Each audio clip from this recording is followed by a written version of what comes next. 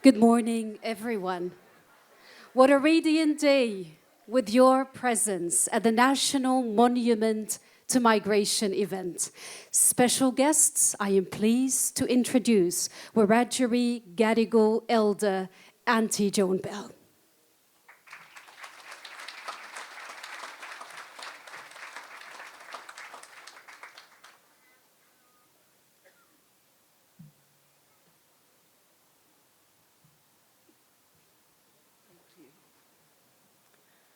Thank you. I've been invited here today to provide you with a welcome to my country, Gadigal country.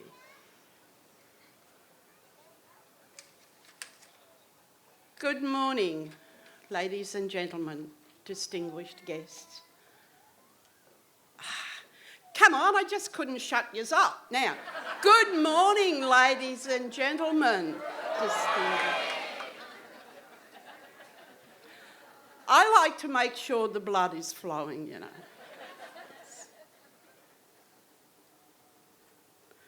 And I'd just like to let you know, to start me off, that I am a long time member of the Metropolitan Local Aboriginal Land Council, and that Metro LALC is the body for the protection and preservation of all Aboriginal culture and heritage within its boundaries. That includes Sydney CBD and surrounding local 24 government areas, from Canterbury Bankstown to Cessnock. And we are proud to acknowledge all respective traditional owners and custodians for this place, now called Sydney. Thank you very much. Just a little bit about me. My name is Joan Bell. My family and friends know me simply as Auntie Ding. When you're one of 15 kids and your last name is Bell, it's inevitable that you're going to end up with a nickname. So I got Ding Bell. I didn't like it at first, but I'm very proud of it now because everybody calls me Auntie Ding. I am a proud Wiradjuri Gadigal woman. My mum was a very proud Wiradjuri lady, and my dad was the most staunchest and bravest of Gadigal warriors. I am a mother of 10, a grandmother, a great-grandmother, and a great-great-grandmother of 81 grandchildren.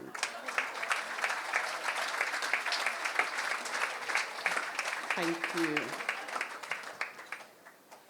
When I can't remember who I'm talking to, I say to them, "Who owns you now?" They're all mine. So my bloodline is here to stay. My family and my oldies would be so proud of me.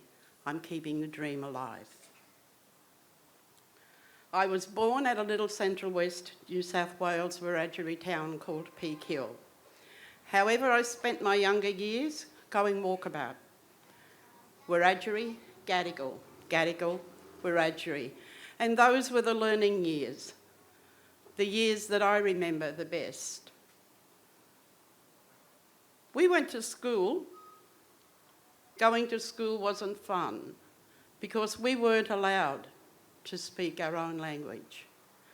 If we were caught talking to one another in our own language, we would get a cane across the fingertips. They would say to us, "Speak the Queen's English. You must speak proper English so we know what you're talking about." So that happened over and over. I learned the proper English and I forgot my own language. And sitting here listening to all nationalities laughing and joking and talking in their own language, it makes me sad. because I can't do that. I welcome you and I appreciate everything that you've done.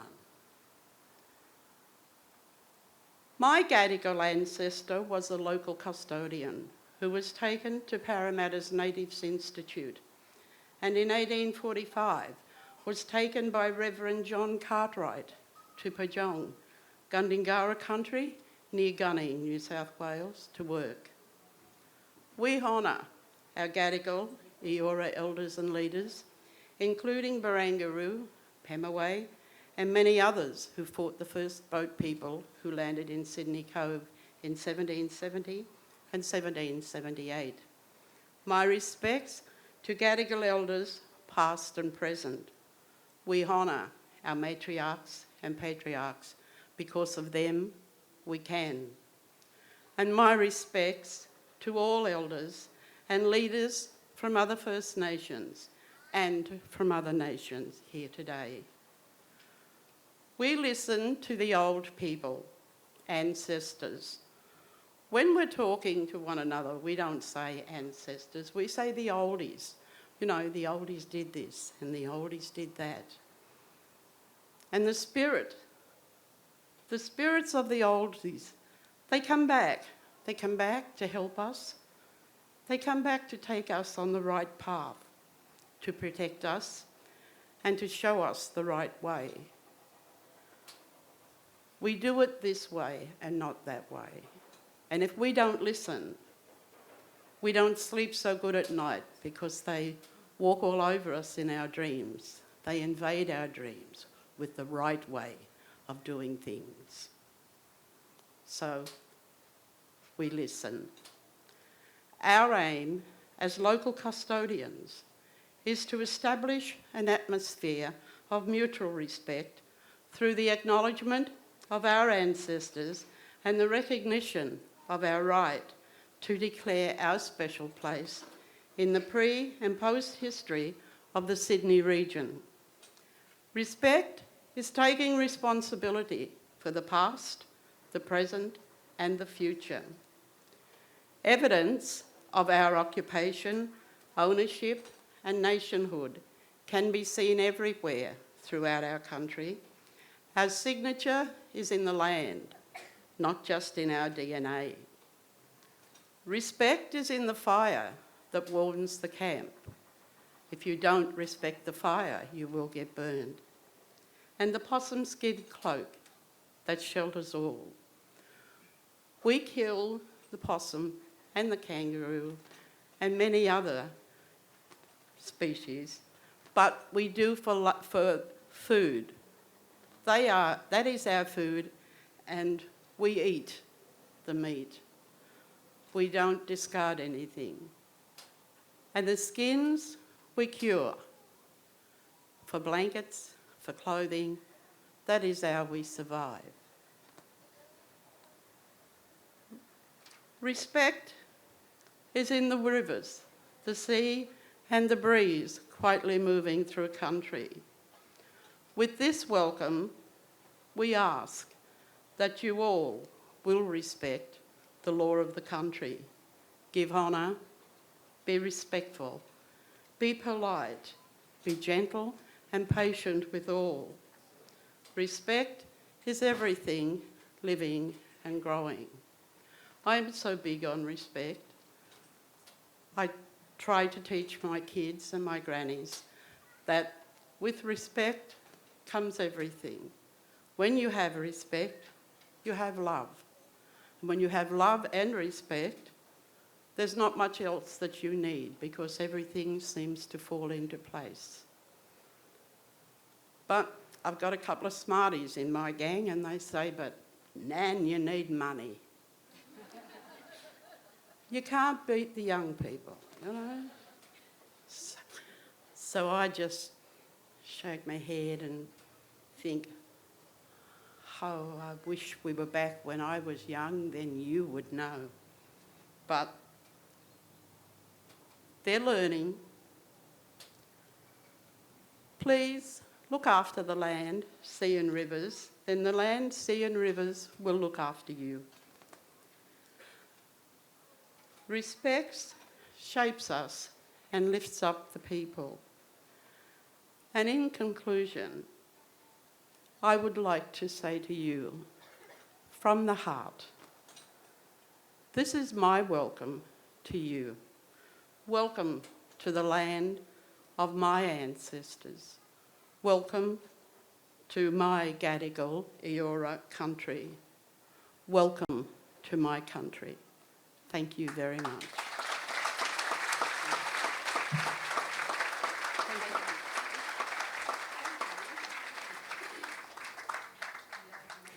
What a beautiful message of unity in a world of division. Thank you, Auntie Joan Bell and the Metropolitan Land Council for the warm welcome to country.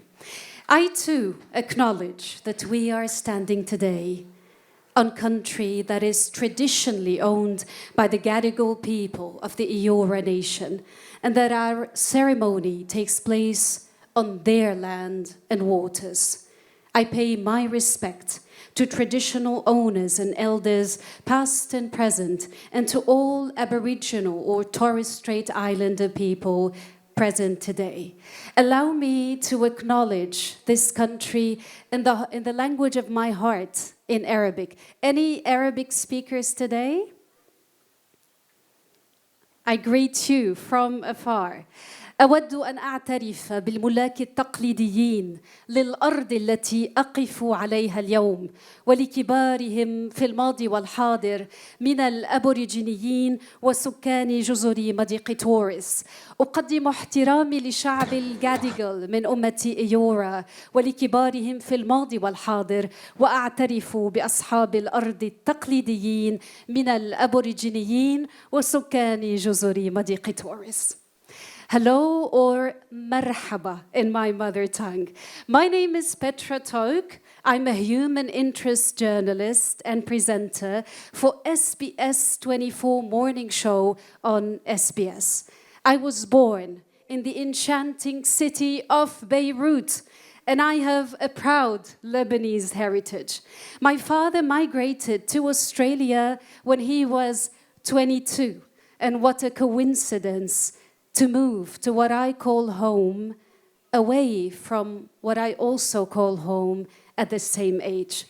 It is my pleasure to be with you as your MC today. I would like to welcome each and every one of you as donors or supporters of Australia's National Maritime Museum on this very touching day to unveil panels on Australia's national monument to migration. Firstly, there are several distinguished guests present among us. I would like to acknowledge representatives from the following embassies and consulates: Kingdom of Netherlands, the Czech Republic, India, representatives from our media supporter, SBS, representatives from Multicultural New South Wales, Centre for Australia-India Relations, the Fathering Project, Indonesia Diaspora Network, New South Wales, councillors of the museum and directors of the Foundation Board, donors, sponsors, supporters of the museum, and other distinguished guests, ladies and gentlemen. Today, here at the museum, at the heart of the city, we celebrate the contribution migrants have done to this country. We hope that today can remind each and every one of us of the great good fortune we share, being here together as a collective of culture and communities in a world of brokenness, united in a celebration both of journeying and of coming home.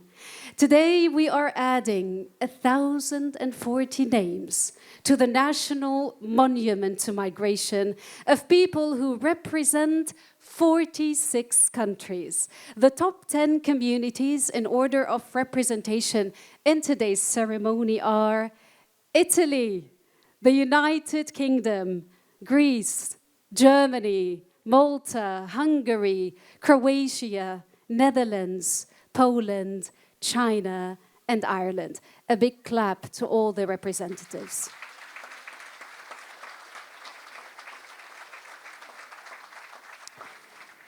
It's heartwarming and shows the changing diversity in Australia. Please raise your hand for me if you are a migrant or a child of a migrant. I am one. And please keep your hand up if your name is being added to the monument today. Congratulations, today is all about you.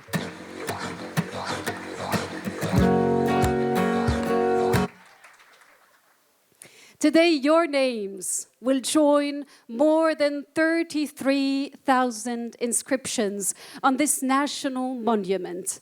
You are all an esteemed company, and your contribution is helping to recognize our pride, diverse, national one story. Before we go, some housekeeping, because not everyone could make it today. The event is being recorded. It will be posted on the museum website. We will also send a link for you to share with family and friends. We would love you and ask you to share your experience of the day. So if you're posting videos or photos, please use the hashtag #SeeMuseum and tag us at @SeeMuseum. For the bathroom, please note there are toilets behind us on the first floor in Wharf 7 and more around the harbour side of the museum next to Ripple's Cafe. We do have photographers filming this great event. If you prefer not to be photographed, kindly let them know. In a moment, we will hear from some of the families whose names are being added to the monument. But first, I would like to introduce the museum's acting deputy director, Michael Baldwin.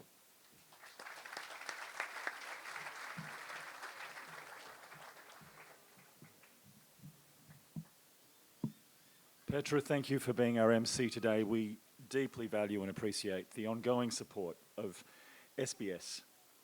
Thank you also to Auntie Ding. Thank you for your generous welcome to country and for sharing some of your stories with us as well. I too acknowledge the Gadigal people of the Eora Nation as the traditional custodians of the Bamal and the Badu, the land and the sea on which we are situated here today. And I pay my respects to elders past and present and other First Nations people who have joined us this morning. Distinguished guests, ladies and gentlemen, welcome to the Australian National Maritime Museum. It is fitting that we are here, near to the location that so many migrants first arrived, disembarked from their long journey to Australia to make their new home. It is such an honour to be here to acknowledge all of the families whose names appear now on the National Monument. Migration and the role that it plays in creating our multicultural nation is one of the key pillars of our museum. We are the only national cultural institution that has a specific focus on migration, and it's something we are deeply proud of.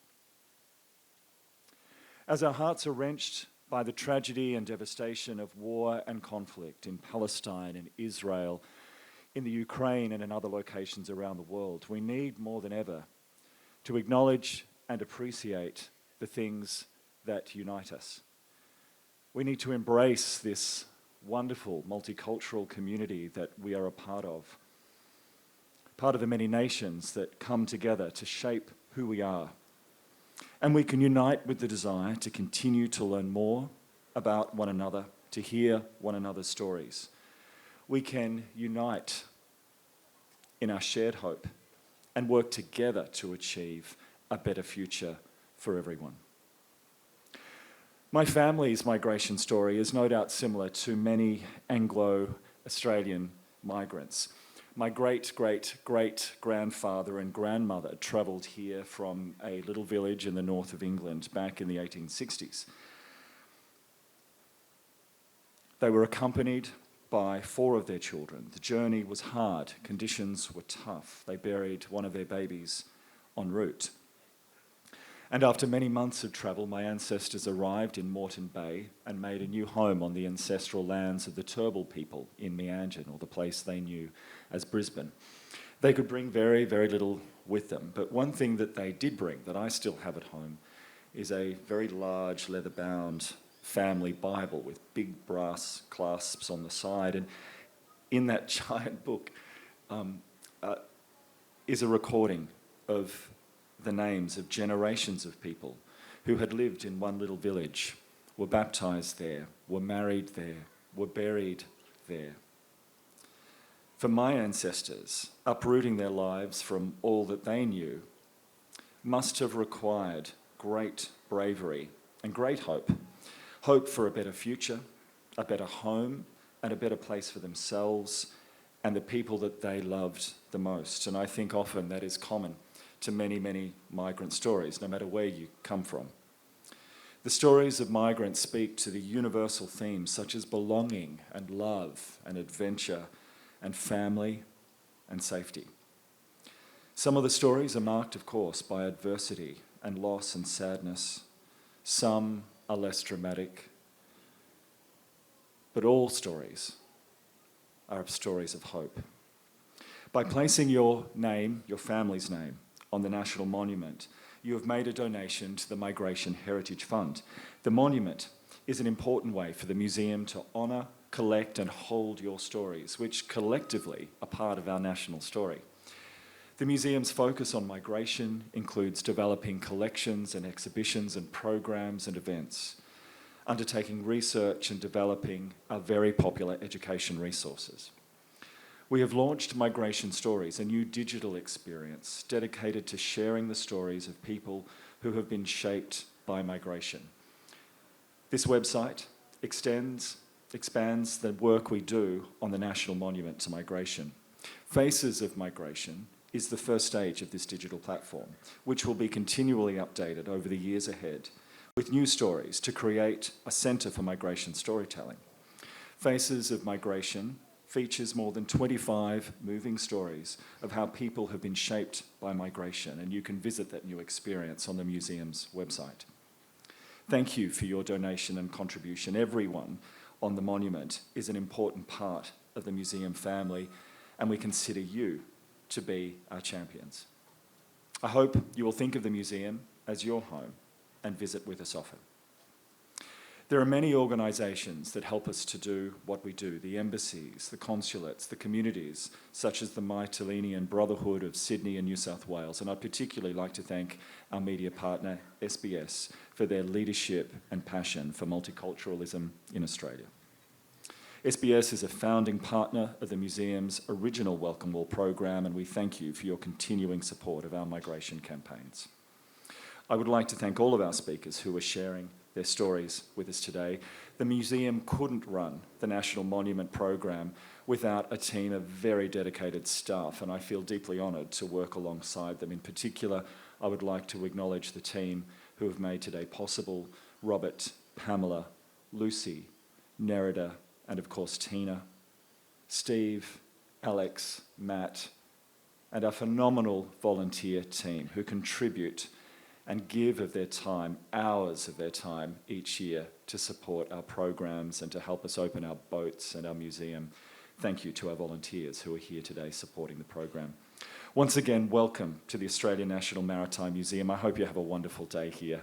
I hope that you will also come and spend some time in the museum and visit the boats, and I'm very pleased to offer everyone who's here today a 50% discount on your See It All entry ticket. Please let our team at front of house know that you've been here for today's National Monument ceremony, and they will discount your ticket on entry. I hope you have a wonderful day. Thanks for being a part of it.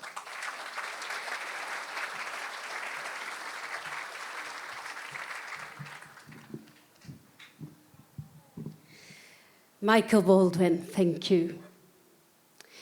Now, everyone, if you would please stand and join me in welcoming Olivia Fox, a Wiradjuri woman who will sing the national anthem in both English and the language of the Eora Nation.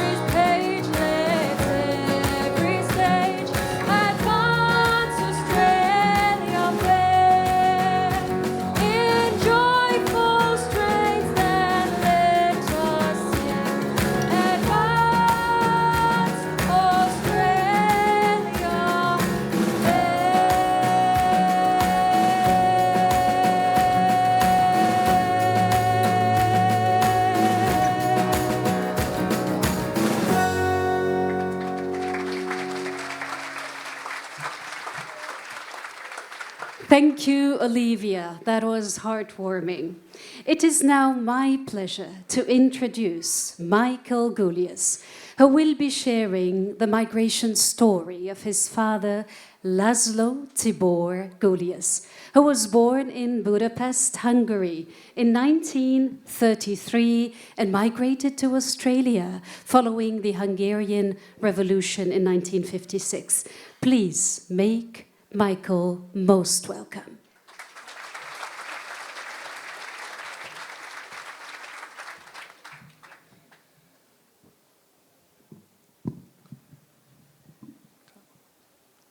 Good morning. Laszlo Tibor Goulias was born in Budapest, Hungary on the 24th of July 1933. The youngest child of Joseph and Maria, Laszlo had an older sister, Maria, and two older brothers, Joseph and Gulia. They were very close and a happy family. At 10 years of age, Laszlo, unknowing of his bravery, performed a very humane task, taking and leaving food frequently for a Jewish family who were living in the drains beneath Budapest. The outcome of this family remains unknown following the end of the Second World War. After finishing school in Budapest, Laszlo became a qualified electrician. In 1956, the Hungarian Revolution began. Under Soviet occupation, life was very difficult. Laszlo attempted many times to leave Hungary, eventually swimming across the Danube River into Austria as a refugee. The crossing and journey to get there was very dangerous. Not only would he have been shot like many others if spotted by the Soviet forces, the water was dark, freezing, and had treacherous currents. On reaching Australia, on reaching Austria, he was treated very well and immigrated to Sydney, Australia, to join his parents and brothers who had already immigrated to Australia before the Soviet invasion. He and his family never saw his sister again, as she stayed in Hungary with her family. Laszlo immediately gained employment in Australia with no English language skills. As soon as able, he completed his electrical fitter certificate and he worked in the mining industry, the Tasmanian Hydroelectric Commission, and lastly in the New South Wales Railways. Laszlo fell in love with an Australian girl he spotted through a neighbour's window. He found out her name and the suburb where she lived and went door to door knocking until miraculously he found her home. Her mother invited him in, and when she arrived home from work, he introduced himself. Her name was Pamela, and they married and had 3 children, Michael, Lisa and Bridget, and 9 grandchildren, 6 boys and 3 girls. Laszlo was a great family man, respectful, loving and kind, and a much-loved son-in-law, and their marriage was one of great happiness. Laszlo, together with his wife, worked hard and brought their home. Laszlo was very proud to be naturalised as an Australian citizen. He loved this country, the freedom, the blue skies, open spaces, and the ocean that he had never seen before. And he never forgot how lucky he was every day to have been able to come here, to have a family, and to call Australia home. A fond memory for us all in the family is our weekend drives and adventures with Laszlo. Many of these would start early in the morning and end after nightfall, and would often involve a dam. Dad always carried a 1/4-inch steel plate in the boot, wrapped with great care with tea towels. And on these trips, he would often make a rough stand, pull out the plate, start a fire, and we'd have a barbecue in a paddock or by the creek. Laszlo was a loving, honest and dependable, gentle man. and friend. He loved Australia and all it gave. However, he never forgot his birthplace and kept it firmly in his heart. Laszlo passed away on the 11th of June 2014 after a long illness. Thank you.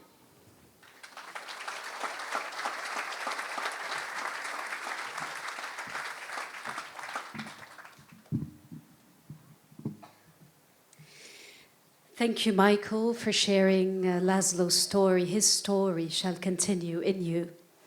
The museum is a proud sponsor of the Australian Fathering Awards, which is how we met our next speaker, Dodzi Capoto, Australian Community Father of the Year 2023. Dodzi's story is one of resilience, compassion, and unwavering dedication. Dodzi's journey began in 2010 when he arrived in Australia as a refugee from Ghana, Africa. Please join me in welcoming Dodzi.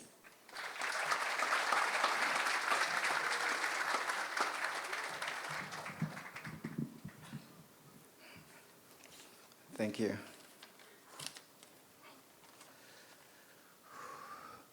It is such an honor standing before you today to share my story and migration journey with you all.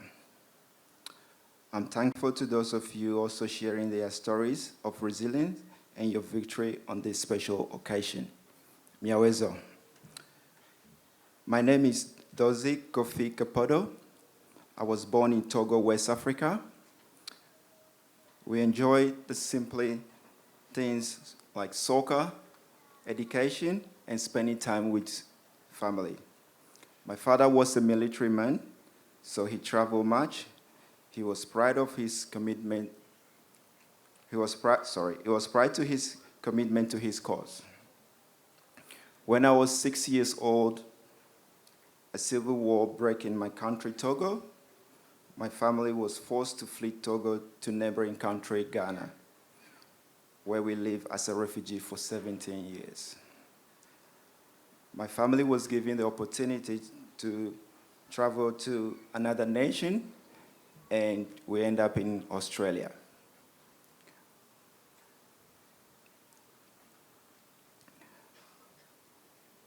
On the 10th of March 2010,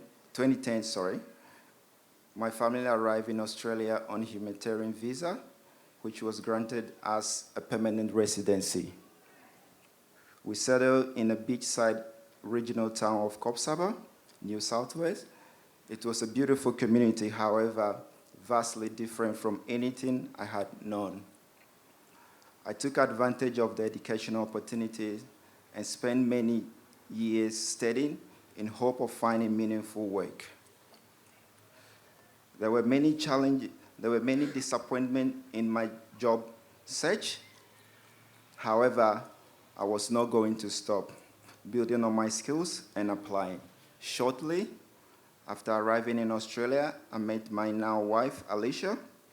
She encouraged me to study in community service sector, and soon after completion, I gained employment as a refugee case worker with an organization providing humanitarian settlement services. I was now working with the team that had welcomed me 13 years ago. Arriving in a new country as a refugee or migrant floods you with every emotions. I am not sure how, and indeed if we ever heal from the experience. There are many challenges. To be labeled as a refugee symbolizes deprivation of basic human rights and opportunities. Some of you here today will have felt this too, but I'm here to encourage you, and I do know that the feeling of grief, loss, fear can be replaced by hope, belonging, and joy if you allow it. I prayed for many years to experience freedom. After I met my wife, Alicia, honestly, my life could never be the same again. I became a stepfather, to her son. We went on to have a son together and also become a guardian of my younger sister of past of our parents. When I learned I would be coming to Australia, I knew very little about this country. There are some similarity I found here. Australian like sport and their barbecues. I often find it hard to fit in my work around all the barbecues we were invited to. If you thought Africa has the world's most dangerous animals, then you've never been to Australia. Perhaps the most dangerous is the small bird called the magpie. I've never ridden my bike so fast. We all know of the kangaroos, but have you ever heard about the jeraroos? It is a name given to a hardworking woman who lives on the land. And I think I've married one. She mows the lawn and reverses the trailer better than most blokes I know.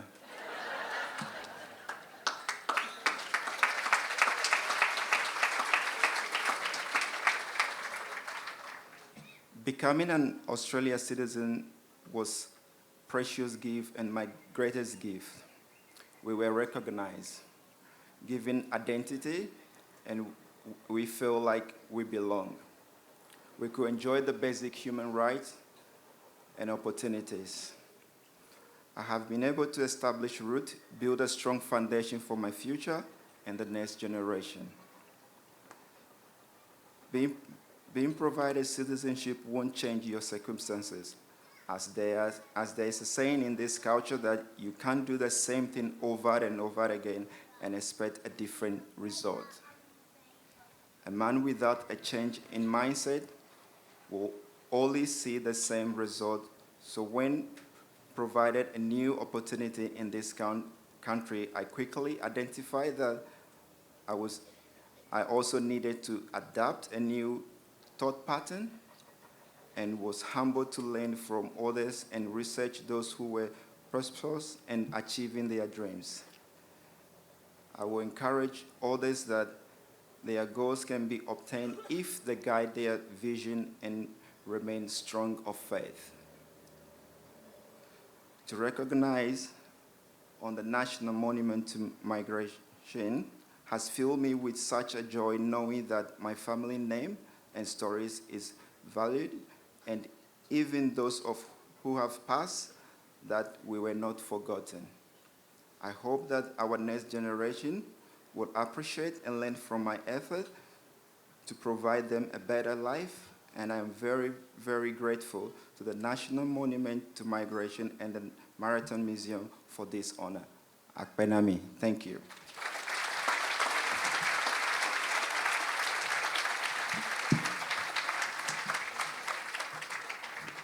Thank you, Dodzi. Your story is heard.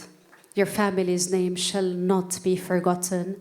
My heart goes with all the displaced in the world, with all those who have to leave their homeland due to conflict and aggression.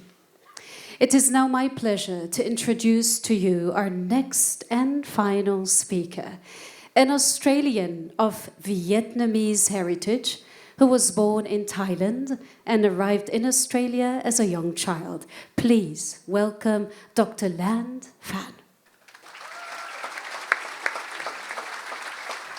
We're the same height. Okay. Thank you so much. Okay. Good morning, everyone. Firstly, I would like to pay my respects and acknowledge the traditional owners of the land on which we gather today, the Gadigal people of the Eora Nation. I was born with no home in a place that no longer exists. In my name, though, I carry my birthplace with me wherever I go. My full name, T, pronounced like the letter T, High Land, spells, you guessed it, Thailand. My dad, Un, ever the storyteller, has always encouraged me to live a life full of meaning. As a child born in a refugee camp of a time not so long ago, I carry no memories of a time before Australia. My mind makes sense of this time by weaving together fragments of stories told to me by my parents, An and Jin, who carried me in womb and arms by boat and plane from Vietnam to Australia, to safety, to today, where I now am able to carry my own 2 children, Dimitri, Dai, and Nina, Tam. What a gift and privilege handed to me, the gift of life, hope, and a new beginning. There's a Vietnamese proverb that every child learns growing up, which to me really embodies the motivation behind why I chose to honour my parents through the National Monument to Migration today. Công cha như núi Thái Sơn, nghĩa mẹ như nước trong nguồn chảy ra, một lòng thờ mẹ kính cha, cho tròn chữ hiếu mới là đạo con. A father's sacrifice is strong like Mount Thái Sơn, a mother's virtue boundless like a wellspring of flowing water. With my one entire being, I cherish my mother and I respect my father to truly fulfill my duties as a child. Life has a strange serendipity about it.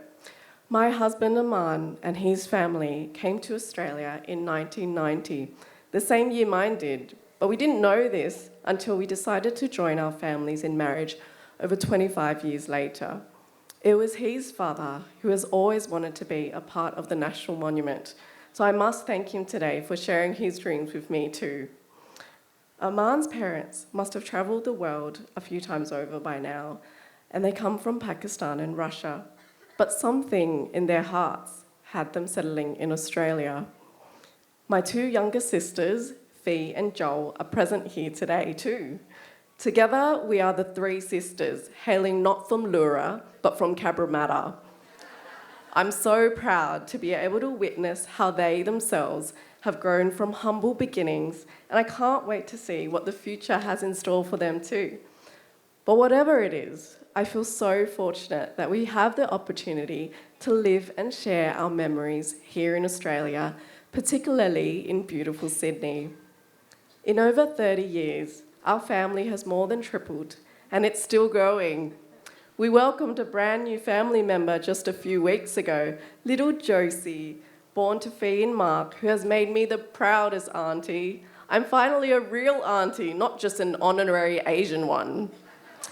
While our parents have their own stories to tell, I can't help but appreciate how theirs are forever intertwined with mine, and how understanding our beginnings, our roots, helps us improve things for the better, for the subsequent family tree and generations to come.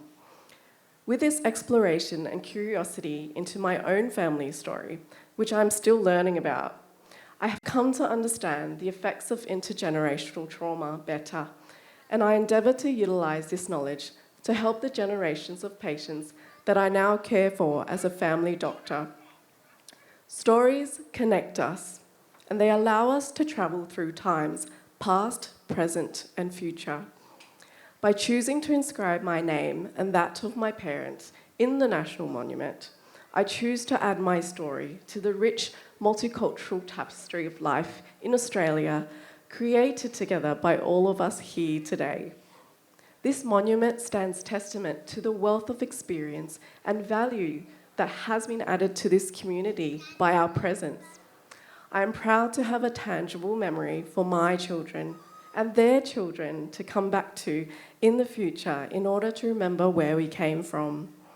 Thank you to the National Monument of Migration and the Maritime Museum for allowing me to share my family's story and to give recognition and gratitude to my parents who made the tumultuous journey to strange and unfamiliar places with only hope in their hearts for a new life and a brighter future for their young family. I'm so glad they did. Australia is a place for those who've come across the seas, a land of sweeping plains, a sunburnt golden country. It's my island home, and I feel like I am truly home now. Thank you.